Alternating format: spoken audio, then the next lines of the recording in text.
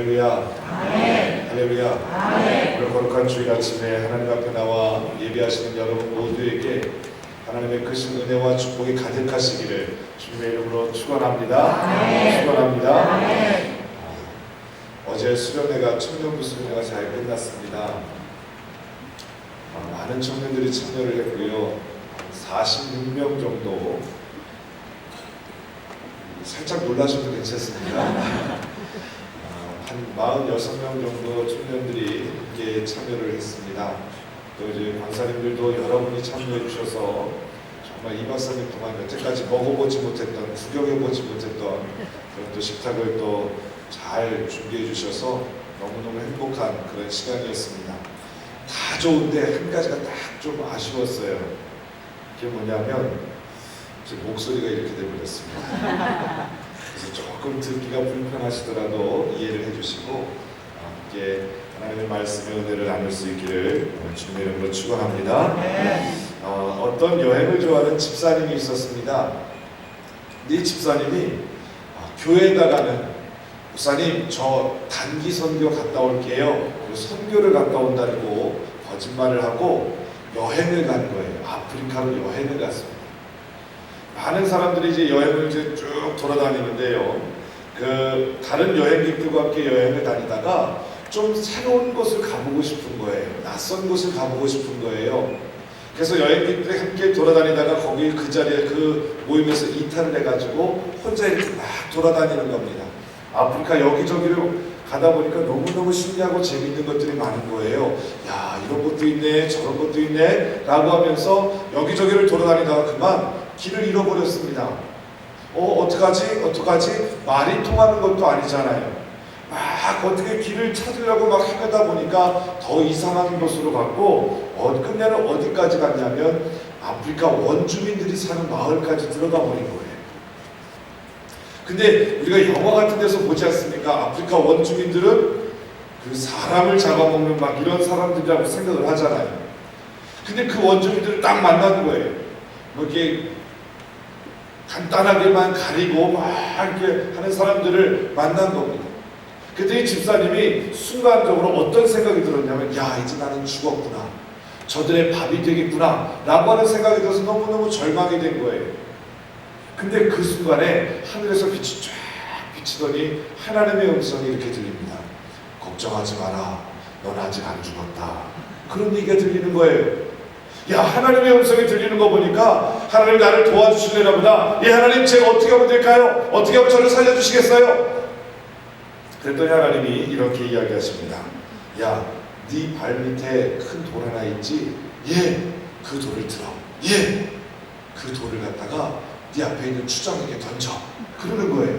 야, 그렇게 되면 살 수 있나 보다. 그리고 그 돌을 들어서 앞에 있는 추장에게 휙 던졌습니다. 아니라 다를까 그 돌이 추장의 이마에 딱 맞은 거예요. 추장이 어떻게 됐을까요? 딱 맞고 쓰러져서 죽었습니다. 그랬더니 그 주변에 있던 원주민들이 깜짝 놀라는 거예요. 눈이 동그래져. 아니, 그래서 막 긴장을 하고 시작을 하는 거죠. 그때 하늘에서 다시 목소리가 들렸습니다. 야, 넌 이제 진짜 죽었다. 사랑하는 성도 여러분, 어떤 일이 있어도 하나님을 떠나지 마시기를 주님의 이름으로 축원합니다. 꼭 이런 분들이 계신 것 같아요. 이 자리에서는 무슨 일인가 이러다가 집에 가서 뭐래? 그리고 막 집에서 웃으실 것보다 크게 웃어주시면 감사하겠습니다. 오늘 말씀은 아브라함에 대한 이야기입니다. 아브라함이 갈대아 우르에서 살고 있었습니다. 그때 하나님께서 아브라함에게 나타나셔서 이렇게 이야기하십니다. 아브라함아, 내가 너로 하여금 복의 근원이 되게 해줄게. 그러니 너는 그곳을 떠나서 내가 너에게 가라고 하는 곳으로 가라 라고 이야기합니다. 아브라함이 그 이야기를 듣고 아멘, 알겠습니다. 그리고 자기의 정든 고향과 친척과 아버지 집을 다 떠나고 하나님께서 말씀하시는 그런 땅으로 출발을 합니다. 지금 같으면 이사를 하는 게 쉽겠지만 그 당시에는 이사를 하는 게 그렇게 쉽지가 않았습니다. 또 어디로 가야 할지 목적지도 정하여지지 않은 상태에서 출발을 한다고 하는 건 정말 쉽지 않은 일이었습니다. 근데 아브라함이 그 길을 떠납니다. 어떻게 해요? 하나님께서 아브라함에게 야, 내가 너에게 놀라운 은혜와 복을 줄 터이니 너는 나만 믿고 너의 고향을 떠나 라고 말씀하신 그 하나님의 말씀을 믿고 떠나게 되어집니다. 힘든 시간들을 많이 겪었습니다. 우여곡절들이 많이 있었겠지요. 그리고 드디어 하나님께서 약속하셨던 가나안 땅에 들어가게 되었습니다. 아마 힘들고 어려운 시간들을 통과해 가면서 아브라함은 이렇게 생각했을 겁니다. 가나안 땅만 들어가면, 저 가나안 땅만 들어가면, 하나님께서 내게 주시겠다고 약속하셨던 그 가나안 땅만 들어가면 정말 내 삶 가운데 모든 것이 탄탄대로가 되어질 것이고 형통하게 되어질 것이다. 젖과 꿀이 흐르는 땅에서 나는 하나님이 주신 놀라운 은혜와 복을 누리며 정말 행복한 삶을 살 수 있을 거야 라고 하는 생각을 하며 아브라함은 힘들고 어려운 과정을 다 이겨내고 드디어 가나안 땅에 들어갔습니다. 이제 하나님이 주시는 복만 누리며 살면 되겠다라고 생각했던 바로 그 순간에 아브라함의 삶에 또 다른 시련이 찾아오는 거예요. 하나님께서 내가 너로 하여 큰 민족을 이루겠다 약속하여 주시긴 하셨지만 아브라함에게는 아직 아들조차도 없는 거예요. 아들도 없는 상태에 어떻게 큰 민족을 이룰 수가 있겠습니까? 뿐만 아니라 그 젖과 꿀이 흐르는 가나안 땅에는 원주민들이 살고 있었던 거예요. 그래서 아브라함은 그 가나안 땅에 들어서 여기가 내 땅이다, 하나님이 주신 내 땅이다 말할 수도 없었습니다. 그냥 조용히 한쪽 구석에 들어가서 가만히 쥐죽은 듯이 그렇게 살 수밖에 없었어요. 그렇게 살고 있는 와중에 이제 그 땅에 기근이 들어 먹을 것이 없게 되어집니다. 굶어 죽게 되었다라고 하는 사실이죠. 여러분, 이런 상황 속에서 아브라함의 마음이 어땠겠습니까? 내가 너로 하여금 젖과 꿀이 흐르는 땅에 들어가게 해줄게, 너로 하여금 큰 민족이 되게 해줄게, 그 약속의 말씀 하나 붙잡고 정든 고향을 떠나고 친척을 떠나고 아버지 집을 떠나 수없이 많은 고난과 역경을 통과하여 드디어 가나안 땅에 도착해서 야, 이제 하나님의 주시는 놀라운 복과 은혜를 누리게 되었구나 라고 생각했음에도 불구하고 여전히 상황은 하나도 변화되어진 것 없이, 아니 오히려 더 상황이 악화되어져가는 이 모습을 경험하면서 아브라함은 과연 어떤 마음을 가졌겠느냐라고 하는 것입니다. 오늘날 많은 그리스도인들도 이와 같은 비슷한 경험을 하고 있는 것을 깨닫게 됩니다. 예수님 믿고 구원받으십시오, 예수님 믿고 복받으십시오 라고 하는 그 이야기를 듣고 예수님 믿으면 정말 복받나 보다, 예수님 믿으면 내 삶이 정말 탄탄대로가 되어지나 보다, 만사형통하나 보다 라고 생각하며 예수 그리스도를 믿기 시작을 하였는데 내 삶에는 아무런 변화가 없는 거예요. 예수 믿기 전이나 예수 믿고 난 후나 별반 내 삶에 차이가 없는 거예요. 오히려 예수 믿기 전보다 더 이런저런 제약들이 많아서 활동하는데, 행동하는데 불편함을 느끼기도 하게 되어질 수도 있다는 말입니다. 이럴 때 저와 여러분들은 어떤 마음을 드시겠습니까? 에이, 예수 믿어도 별거 아니네, 예수님 믿는다고 좋아지는 거 아무것도 없네 라고 생각을 하시겠습니까?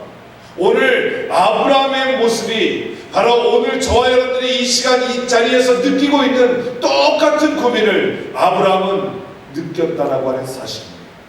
그러기에 오늘 말씀을 통하여 하나님께서 약속의 땅에 고난을 만났을 때 우리가 어떻게 대처해야 되는지를 우리가 말씀을 통해 깨닫고 그와 같은 삶을 살아갈 수 있기를 주님의 이름으로 축원합니다. 고난을 만났을 때, 약속의 땅에서 고난을 만났을 때 아브라함은 어떤 행동을 취했을까요? 오늘 성경을 보니까는요 10절 말씀 같이 한번 읽어보기를 원합니다. 10절입니다. 읽습니다. 시작.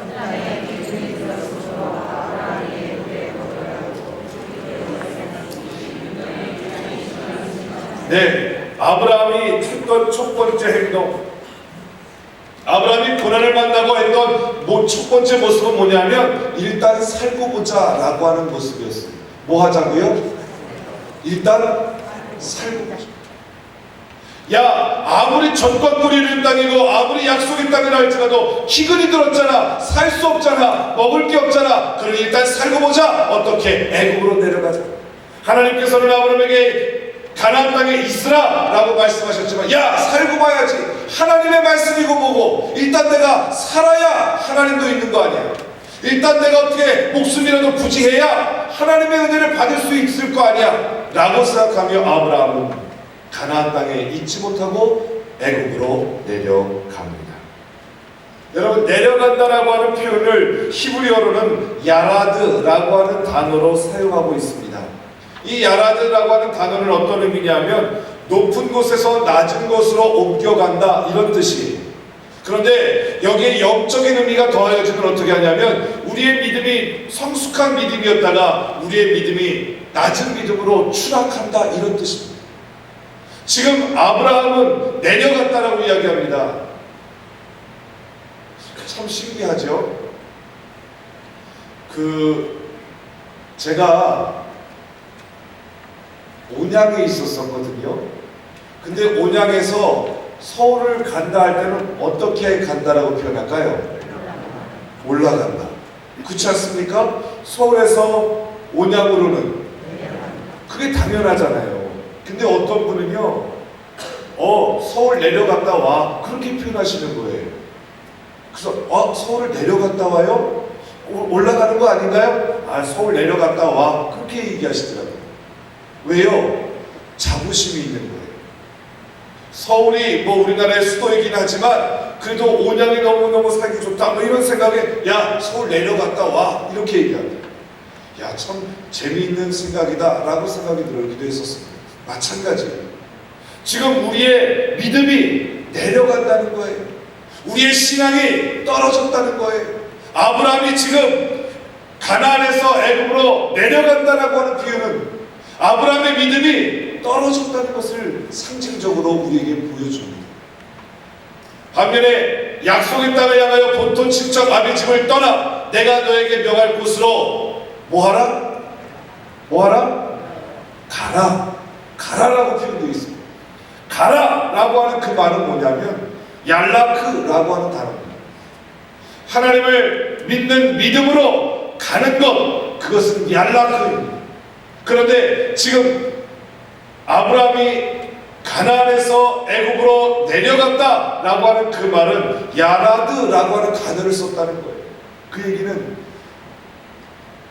갈대아 우르에서 출발할 때는 믿음으로 출발을 했는데 하나님의 약속의 말씀 붙잡고 믿음으로 출발을 했는데 얄라크 했는데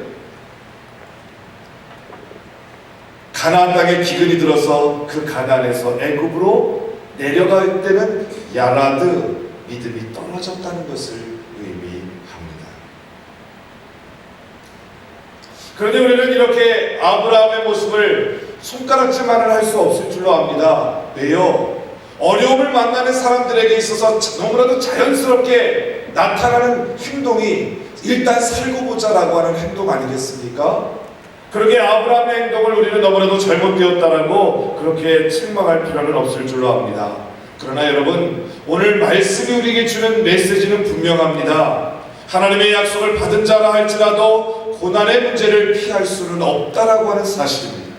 중요한 것은 그렇게 고난의 문제를 맞닥뜨리게 되었을 때 우리는 하나님을 떠나 애굽, 다시 말하면 세상으로 내려가면 안 된다라고 하는 사실입니다. 우리가 살기 위해서 애굽으로 내려간다고 하지만 살기 위해서 애굽으로 내려가면 내려갈수록 우리의 인생은 더욱더 초라한 삶을 살게 되어진다라고 하는 것이 성경이 우리에게 전해주는 메시지라는 사실입니다. 여러분, 룻기 아시지 않습니까? 그 룻기에 그 집안 모두가 가뭄이 들어서 애굽으로 모압 땅으로 내려갔잖아요. 아버지와 어머니 두 아들이 내려갔는데 10년이 지난 상황에서는 아버지와 두 아들은 죽고 어머니와 두 며느리만 남지 않았습니까? 살기 위하여 모압 땅으로 내려갔지만, 그래서 모압 땅에 내려가서 10년이라고 하는 세월을 지냈지만 정말 아버지와 두 아들을 잃어버리는 더 비참한 삶을 살게 되었다라고 하는 것, 그래서 그 다음에는 다시 예루살렘으로 돌아오게 되었다라고 하는 것, 성경은 우리에게 계속해서 동일한 메시지를 우리에게 줍니다. 믿음으로 살아간다고 해서 고난의 문제가 우리에게 없는 것은 아니라는 겁니다. 믿음으로 산다고 해도 우리는 이 땅 가운데서 어려움을 만날 수밖에 없다는 사실이에요. 그럼에도 불구하고 우리가 어려움을 만날 때 다시 애굽으로 내려간다면, 모압으로 내려간다면 더 힘들고 어려운 삶을 살아갈 수밖에 없다라고 하는 것. 그렇게 힘들고 어려운 고난의 문제가 우리에게 닥쳐온다 할지라도 흔들리지 말고 하나님이 약속하신 그 가나안 땅에서 버티고 있어야 한다라고 하는 것. 그것이 주님이 오늘 저와 여러분들에게 주시는 첫 번째 메시지인 줄로 믿습니다. 사랑하는 성도 여러분, 혹시 지금 어려움 가운데 힘든 시간들을 지내고 계십니까? 그래서 차라리 애굽으로 돌아갈까, 세상으로 내려갈까 고민하고 계시는 분들 계십니까? 오늘 말씀을 통하여 그래, 끝까지 버텨보자. 하나님 말씀을 붙잡고 끝까지 믿음으로 한번 버텨보자 결단할 수 있는 그런 저와 여러분들의 삶이 되어지시기를 주님의 이름으로 축원합니다. 아브라함이 일단 살고 보자라고 하는 생각이 드니까 그 다음부터는 완전히 자기의 인생이 뒤죽박죽이 되어버린 거예요. 하나님을 가장 우선순위로 살았던 아브라함이 그 다음부터는 눈에 보이는 게 없는 거예요. 일단 살고 보자라고 하는 생각이 드니까 삶의 우선순위가 완전히 뒤바뀌어 버리더라는 겁니다. 여러분, 오늘 본문 말씀 한번 읽어보기를 원합니다. 11절부터 13절까지 있는 말씀 한번 같이 한번 읽어보겠습니다. 읽습니다. 시작.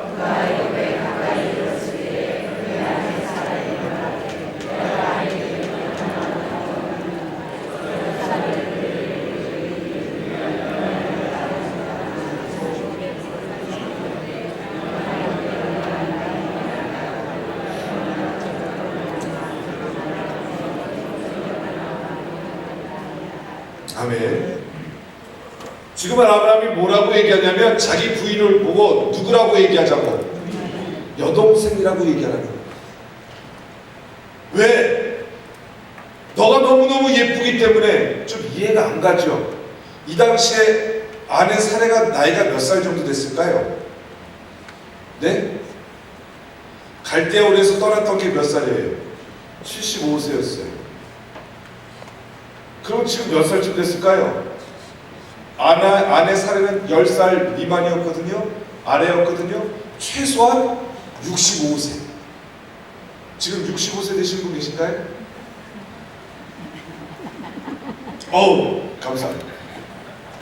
예쁘시네요. 근데 지금 애굽의 왕이 그 사례를 보고 너무너무 예쁘다고, 그래서 그 사례를 뺏기 위해서 남편인 아브라함을 죽일 거라는 거예요. 그러니 내가 살기 위해서 너를 나의 누구라고 얘기하라고? 여동생이라고 얘기하는 거예요. 그럼 자기는 살지 모르겠어요. 근데 그 아내는 어떻게 됩니까? 빼앗겨버리고 마는 것 아닙니까? 일단 살고 보자라고 하는 생각이 마음속에 딱 드니까 자기 아내를 잃어버려도, 자기 아내를 팔아도 자기는 살아야만 하겠다는 거예요.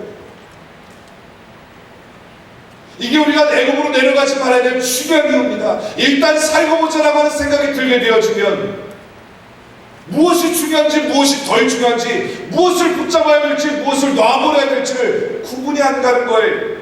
살기 위해서는 무슨 짓을 못하겠는가? 이게 바로 오늘 본문의 아브라함의 모습이었다라고 하는 사실입니다. 사랑하는 성도 여러분, 우리가 일단 하나님의 약속의 말씀을 벗어나 세상으로 내려가게 되어지면 그 후로는 더욱 비겁해지고 비참해지고 추하게 될 수밖에 없다는 것을 우리는 명심해야 할 줄로 압니다.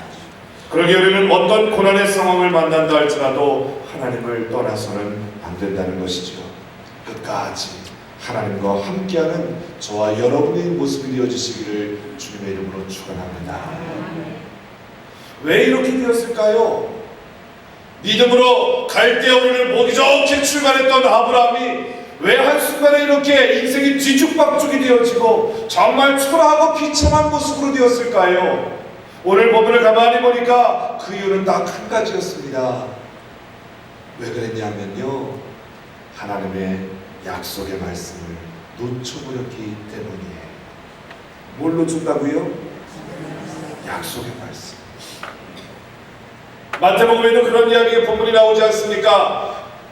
갈릴리 바다에서 제자들이 배를 타고 지나가는데 큰 풍랑이 왔습니다. 그런데 그 배 고난을 당하는 제자들을 향해서 무리를 걸어오시는 주님, 귀신이다라고 얘기했더니 예수님께서 아니야, 나야. 라고 얘기합니다. 그때 베드로가 이야기하지 않습니까? 정말 주님이십니까? 주님이 정말 맞으시다면 나를 명하여 오라 하십시오.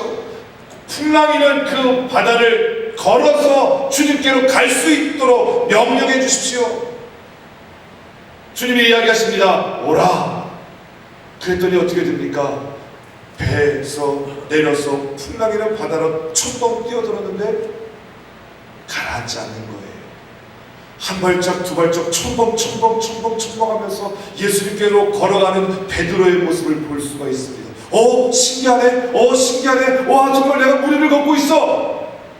순간 풍랑이 있는 것을 갑자기 보고 나니까 두려운 마음에 풍랑인데 어떻게 됩니까? 물속에 빠지게 되지 않습니까? 주님을 바라보고 와라 라고 하는 주님의 말씀을 의지하여 나아갔을 때는 무리를 걸었지만 그 주님의 말씀을 놓치고 풍랑을 바라보다 보니까 물속에 가라앉았던 베드로. 성경은 똑같은 말씀을 우리에게 여러 가지 상황들을 통해서 동일한 말씀을 주시는 거예요. 오늘 본문의 아브라함이 왜 이렇게 인생이 뒤죽박죽이 되었습니까? 왜 이렇게 초라한 인생이 되었습니까? 멋지게 신앙의 삶을 출발했다가 왜 이렇게 낙오자가 되었습니까? 이유는 한 가지입니다. 하나님의 약속의 말씀을 놓쳤기 때문에. 사랑하는 성도 여러분, 어떠한 상황과 환경 가운데 놓인다 할지라도 하나님의 약속의 말씀을 놓치지 않으실 수 있기를 주님의 이름으로 축원합니다. 그래서 이스라엘 사람들은요, 말씀을 늘 여기다 묶어놓고 다니는 거예요. 그리고 손에다 메고 다니는 거예요. 왜? 말씀을 놓치지 않기 위해서. 말씀 놓치면 끝이거든요. 말씀 놓치면 세상으로 내려가려고 하는 마음이 자꾸 우리 마음속에서 용솟음치거든요. 말씀이 내 삶에서 떠나가게 되어지면 우리는 세상 사람이 되어지고 마는 겁니다. 그러게 지금도 이스라엘 사람들은 여기에다가 많은 통을 놓고 그 통 안에다 말씀을 집어넣고 있는, 여기에다가도 다 감는 게 있는데요, 그 감는 걸 통해서 하나님의 말씀을 내 몸에서 떨어뜨리지 않게 하는 거예요. 얼마나 처절하게 노력하는 줄 아십니까? 사랑하는 성도 여러분, 오늘 이 땅 가운데 살아가는 그리스도인들이 저와 여러분도 하나님의 말씀을 놓치지 않기 위하여 씨름할 수 있기를 주님의 이름으로 축원합니다. 어떤 모습으로든. 그래서 어떤 목사님은요, 하나님의 말씀인 성경 구절을 쫙 써가지고 가죽에다 써서 그 속 주머니에다 넣고요, 속 주머니 여기를 다 꼬매버렸답니다. 늘 하나님의 말씀이 어디에 있는 거예요? 내 가슴에 있을 수 있도록. 뭐 꼭 그렇게까지 해야 되겠어요? 꼭 그렇게까지는 안 해도 됩니다. 그러나 중요한 건 뭐냐면 늘 하나님의 말씀을 놓치지 않기 위해서 씨름할 수 있는 무엇인가가 우리에게 있어야 한다는 사실. 아브라함이 믿음으로 살다가 약속의 말씀 놓치니까 한순간에 초라한 인생이 되어지고 말지 않습니까? 자기 아내를 누이라고 속이며 어떻게 해서든 자기를 살아보겠다라고 하는 그런 초라한 인생으로 전락하고 말지 않습니까? 이 땅을 살아가는 저와 여러분들도 마찬가지인 줄로 믿습니다. 바쁘고 분주한 세상 삶 속에서도 우리가 약속의 말씀 놓치지 아니하기 위해서 여러분 나름대로 방법을 고안해 내시기를 바랍니다. 늘 성경책을 가지고 다니시든지요, 아니면 정말 말씀을 여기다 놓고 다니시든지요, 어떻게 해서든지라도 여러분 하나님의 약속의 말씀을 놓치지 않는 씨름을 하셔야 될 줄로 압니다. 오늘 본문에 보니까 아브라함이 약속의 말씀을 놓치니까 나타나는 현상이 딱 두 가지가 있습니다. 약속의 말씀을 놓치면 나타나는 현상이 두 가지입니다. 첫 번째는요, 두려워하는 거예요. 뭘 한다고요? 두려워한다는 거예요. 여러분, 하나님의 약속의 말씀을 놓치는 자가 두려워하는 줄로 믿습니다. 하나님의 약속의 말씀이 내 삶에 충만하면 어떤 문제가 와도 두렵지 않아요. 환난아 내게 와라, 시련아 내게 와라, 내가 끄떡하지 아니하겠다. 주의 약속의 말씀 붙들고 시련을 뚫고 나가겠다, 어려움의 문제를 뚫고 나가겠다. 이게 바로 믿음의 사람들의 모습이라는 거예요. 그런데 약속의 말씀을 놓치는 순간 우리는 세상 가운데 두려워 벌벌 떨게 되어집니다. 오늘 본문에도 보니까 약속의 말씀을 놓쳤던 아브라함이 누구를 두려워합니까? 바로를 두려워하더라고요. 약속의 말씀을 놓치니까 또 한 가지 나타나는 현상이 뭐냐면 사람을 의지하게 되어지더라는 거예요. 누구를 의지한다고요? 여지껏은 누구를 의지했는데? 하나님을 의지하며 살았는데, 말씀 붙잡으며 하나님을 의지하며 살았는데 말씀을 놓쳐버리니까 사람을 의지하더라는 겁니다. 13절 말씀 한번 같이 읽어봅니다. 13절입니다. 읽습니다. 시작.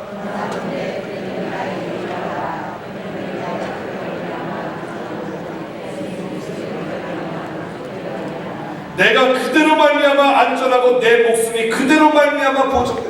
누구로 말미암아 보존되어진다고요? 아니, 살해. 너로 인하여 내 목숨이 유지될 수 있어. 너가 마음만 잘 먹으면 나를 살릴 수 있어. 지금 이 얘기하는 겁니다. 누가 누구를 살립니까? 하나님이 우리를 살려주시는 것 아닙니까? 하나님이 우리를 붙들어주시는 것 아닙니까?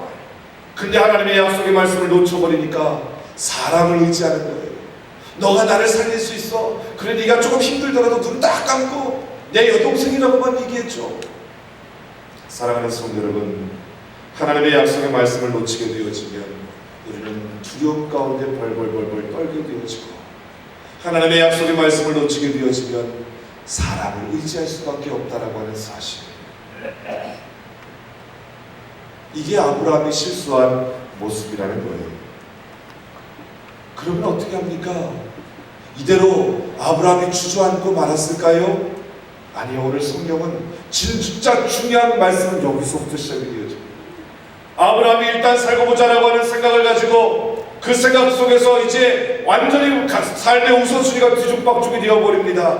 문제를 해결하기 위해서 애굽으로 내려갔지만 애굽으로 내려가서 문제가 해결되어진 것이 아니라 오히려 더 큰 문제를 만나게 되어진 거예요. 야, 큰일 났다. 어떻게 해결할 수 있을까? 해결하지 못하여 전전긍긍하고 있는 아브라함에게 이제 하나님이 개입하십니다. 누가 개입하신다고요? 하나님이 개입하십니다. 아브라함은 자기가 문제를 해결해 보려고 몰입쳤지만 오히려 문제가 더 꼬여버립니다. 더 큰 문제를 만나게 되어졌습니다. 그럴 때에 하나님께서 그 문제를 풀어주기 위해서 우리의 삶 가운데에 개입하시는 줄로 믿습니다. 여러분, 이게 진정한 복음입니다. 때로는 우리가 그렇잖아요. 하나님의 약속의 말씀 붙잡고 살아야 하는 건 누구나 모르겠습니까? 그런데 살다 보니까 하나님의 약속의 말씀을 잊어버리고 세상을 의지하며 일단 살고 보자라고 하는 생각이 우리 안에 들 때도 있지 않습니까? 내 생각, 내 방법, 내 뜻대로, 내 계획대로 해갈 때도 있지 않습니까? 그렇게 우리가 내 방법대로, 내 욕심대로, 내 생각대로 행하였을 때 그냥 실패하고 낙오자가 되어지는 삶으로 끝나버릴까요? 아니요. 그런 낙오자가 되어지고 실패한 인생 가운데 주님이 개입하시는 줄로 믿습니다. 주님이 들어오셔서, 주님이 내 인생 가운데에서 들어오셔서 그 꼬인 문제를 하나씩 해결해 주신다라고 하는 사실입니다. 오늘 본문에도 하나님께서 아브라함의 삶에 개입하셔서 그 문제를 해결해 주셨습니다. 마찬가지로 오늘 저와 여러분의 삶에 꼬였던 문제, 내가 해결해보기 위하여 안간힘을 썼던, 그런데 오히려 더 문제가 꼬일 수밖에 없었던 그 삶의 문제 앞에서 주님이 아브라함의 문제를 해결해 주시기 위하여 아브라함의 인생에 개입하셨던 것처럼 오늘 저와 여러분의 인생에 개입하실 주님을 기대하시기를 축원합니다. 이게 진짜 복음이라는 거예요. 실패의 자리에 주저앉아 있는 나를 일으켜 세워주시기 위해서 나에게 다가오시는 주님. 베드로가 예수님을 3번씩이나 부인하지 않았습니까? 마지막 3번째 부인할 때는 저주하며 내가 절대로 그 사람, 그 왼수 같은 사람 내가 절대로 모른다라고 외면했던 베드로. 그때 다리 울고 베드로는 성 밖으로 나가서 자기 자신을 탄식하지 않습니다. 내가 예수님을 부인했어. 내가 예수님을 부인했어.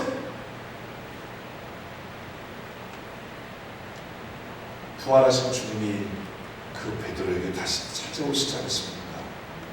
야, 너 치사하게 날 배신해? 내가 너에게 얼마나 잘해줬는데, 내가 너를 얼마나 도와줬는데 너 나를 배신할 수 있어? 라고 말씀하지 않으시고 요한의 아들 시몬아, 네가 나를 정말 사랑하니? 정말 네가 나를 사랑하니? 너 나 사랑하는 거 맞지? 주님은 꼬여있던 베드로의 문제를 책망하지 아니하시고 포근하게 해결해 주십니다. 네, 주님, 제가 주님 사랑합니다. 제가 주님 얼마나 사랑하는지 몰라요. 지난번에 했던 거는 실수였던 거 주님 아시잖아요. 그래, 알아. 얘기하지 마. 괜찮아. 그럴 수 있지. 자, 이제 네가 진짜 나를 사랑한다면 나를 위해서 네가 할 수 있는 것들을 해다오. 내가 너에게 귀한 것 부탁할 테니 네가 좀 해다오. 예, 알겠습니다, 주님. 내가 목숨 걸고 주님이 맡기신 사명 감당하겠습니다. 그래서 베드로는 주님의 복음을 전하다가 십자가에 거꾸로 달려 죽었다라고 하지 않습니까? 내 인생의 꼬인 문제, 내가 실수로 인하여 꼬였던 내 삶의 문제, 해결할 수 없는 문제, 주님께서 해결하기 위하여 찾아오셨던 것처럼, 베드로에게 찾아오셨고 아브라함에게 찾아오셨던 것처럼 오늘 이 시간, 이 순간에 저와 여러분들에게 찾아오실 주님을 기대하시기를 주님의 이름으로 축원합니다. 이게 복음입니다. 사랑하는 성도 여러분, 이제 오늘 말씀을 정리하기를 원합니다. 오늘 아브라함은 약속의 땅에서 적과 불의는 그 가나안 땅에서 고난을 만나게 되었습니다. 그 고난 속에서 애굽으로 다시 내려가려고 했던 그 아브라함, 자기가 어떻게든 그 문제를 해결해 보려고 몸부림쳤던 그 모습, 결국은 아무것도 해결하지 못하고 더 큰 문제 가운데 빠졌던 아브라함에게 하나님이 다가오셔서 그 문제를 해결해 주십니다. 결론적으로 우리는 오늘 본문이 우리에게 가르쳐 주시는 몇 가지 중요한 메시지를 정리하고 말씀을 마치도록 하겠습니다. 첫 번째는요, 하나님은 세상보다 크시다는 사실입니다. 하나님은 세상보다 크신 줄로 믿습니다. 하나님은 바로보다 크신 줄로 믿습니다. 지금 이렇게 일이 벌어진 이유가 뭡니까? 아브라함이 누구를 두려워하여서, 바로를 두려워하여서 벌어졌던 일 아닙니까? 근데 하나님은요, 아브라함을 책망하지 아니하시고 바로의 집에 재앙을 내리시는 거예요. 그 모습을 아브라함이 봄으로 인하여 바로가 큰 것이 아니라 누가 크다? 하나님이 크시구나. 그것을 깨닫게 되어진 거예요. 세상이 큰 것이 아니라 하나님이 더 크시구나. 그 사실을 깨달았던 아브라함은요, 창세기 13장에 보면 어떤 일이 있냐면, 이제 그 아브라함이 애굽에서 다시 가나안으로 들어갑니다. 그리고 그곳에서 하나님 앞에 제단을 쌓습니다. 하나님, 내가 이제는 죽어도 이 땅을 떠나지 않겠습니다. 하나님, 이제는 내가 죽어도 하나님의 약속의 말씀 붙잡고 가겠습니다. 창세기 13장의 이야기하는 게 바로 그겁니다. 어떻게 해요? 하나님이 세상보다 크시구나 깨달았기 때문에. 사랑하는 성도 여러분, 그렇습니다. 우리도 이 땅 가운데 살아가고 있지만 세상이 때로는 크게 보이기도 합니다. 세상 사람들이 우리보다 높게 보이기도 합니다. 화려해 보이기도 합니다. 멋있어 보이기도 합니다. 여러분, 그러나 속지 마십시오. 세상보다 크신 하나님이 저와 여러분들과 함께 있다고 하는 사실을 믿으시기를 주님의 이름으로 축원합니다. 그 하나님이 오늘도 저와 여러분들을 도우시기 위해서 일하고 계시다고 하는 사실을 믿으시기를 주님의 이름으로 축원합니다. 그러니 염려하지 마십시오. 세상보다 크신 하나님이 우리와 함께 하시기에 그 하나님을 믿고 의지함으로 말미암아 이 땅을 승리하며 살아갈 수 있다라고 하는 믿음의 확신이 저와 여러분들 가운데 가득할 수 있기를 주님의 이름으로 축원합니다. 두 번째는 문제 해결의 열쇠는 하나님밖에 없다는 사실입니다. 문제 해결은 누구만이 하실 수 있다고요? 하나님. 우리는 우리의 꼬인 문제를 해결하려고 몸부림을 칩니다. 그런데요, 해결이 되던가요? 아니요. 제가 어렸을 때 기억이 납니다. 옛날에는 그 바느질 많이 했잖아요. 양말이 구멍이 나면 그걸 바느질해서 그 빵꾸 떼우고 막 그러지 않았습니까? 옷 해진 데 있으면 막 기우고 그러지 않았습니까?